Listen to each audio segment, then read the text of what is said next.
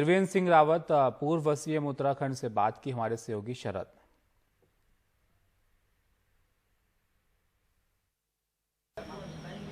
उत्तराखंड के पूर्व मुख्यमंत्री और वरिष्ठ बीजेपी नेता त्रिवेंद्र सिंह रावत हमारे साथ हैं। सर, बहुत बहुत स्वागत है आपका। मौजूदा परिस्थितियों को किस तरह से देख रहे हैं? खासतौर से सवाल ये उठ रहे हैं कि अगर जोड़ तोड़ की सरकार होती, मुख्यमंत्री बदलते, समझ में आता है 70 में 57 सीटें आई, उसके बाद भी 5 साल में अब तीसरा मुख्यमंत्री राज्य को मिलने जा रहा है। किस तरह से इसको ये हर कोई समझता है, बहुत दिनों से एक लंबी बहस चल रही है कि उत्तराखंड में एक संवैधानिक संकट खड़ा हुआ है, क्योंकि 1 साल से कम की अवधि है अब अगर चुनाव होता है। ऐसे में आयोग परमिशन करेगा कि नहीं करेगा, क्योंकि संविधान ने उस पर एक तरह से रोक जैसी है संविधान के हिसाब से। यद्यपि चुनाव आयोग को अधिकार है कि वो फिर भी चुनाव करा सकता है, लेकिन अनेक सर्कमस्टांसेज ऐसे हैं देश में कि जब चुनाव आयोग ने परमिशन नहीं किया, और दूसरा है कि चुनाव आयोग ने पंजाब में एक बार परमिशन दिया भी तो उसको सुप्रीम कोर्ट ने उस पर रोक लगा दी।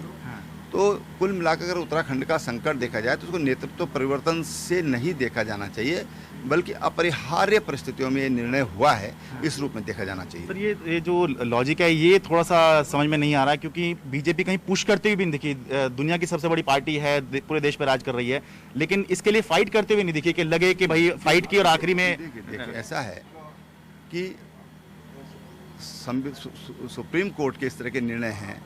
आयोग ने अभी कुछ दिन पहले ही और सुप्रीम कोर्ट को ये लिख के दिया कि भाई हम कोविड के चलते चुनाव इन राज्यों में नहीं करा सकते। कुछ राज्यों में बीच में चुनाव टले भी हैं, उपचुनाव टले हैं, और इसलिए जब सारी चीज़ें स्पष्ट सामने दिखाई दे रही हैं तो फिर मैं समझता हूँ कि उसमें परस्यू करना उचित नहीं था। हो सकता है कि उन्होंने मैं ऑथेंटिकली ये नहीं कह सकता हूँ, लेकिन हो सकता है कि आयोग से बातचीत की गई हो।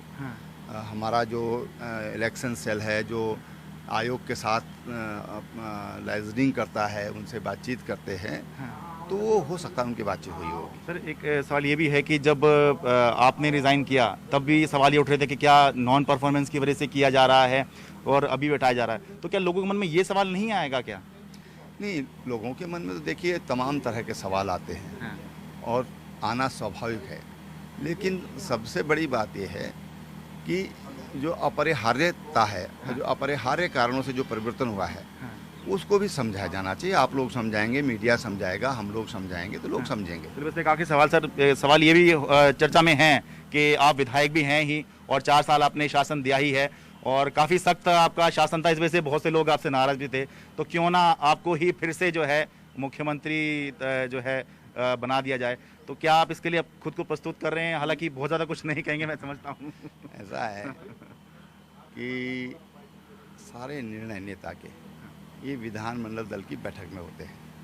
विधानमंडल दल की बैठक बुलाई गई है आज शाम को, तो उसमें ये फैसला हो जाएगा। मैं समझता हूँ कुछ देर उसकी प्रतीक्षा करना चाहिए। बहुत बहुत धन्यवाद। देहरादून से अपने कैमरा सहयोगी अशोक महाले के साथ मैं शरद शर्मा, एनडीटी मीडिया।